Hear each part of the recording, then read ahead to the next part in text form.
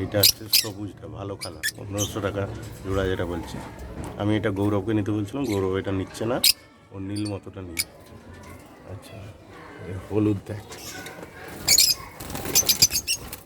এগুলো অনেক দাম বেশি হলুদগুলো। এই যে হলুদ, এখানে দাম বেশি। আর আমরা যে নর্মাল সবুজগুলো দেখি সেগুলো হচ্ছে এইরকম সবুজ, এইগুলো, ঠিক আছে। আচ্ছা, এদিকে আরও অন্য কালার আছে, নীলগুলো দেখ, নীল এই ঢুকে গেল ভিতরে, এই দেখ, এই যে নীল, হেভি কালার, হেভি হ্যালো, ভুল মানুষে আছে। এইটা একটা নীল, কিন্তু এটা দেবে না, এটা বলছে এটা একটু অন্য পেয়ার করে রেখেছে, এটা অন্য ধরনের নীল আর সাদার সঙ্গে মিশ্রণ করে করছে। আর এখানটা একটা সবুজের পেয়ার আছে,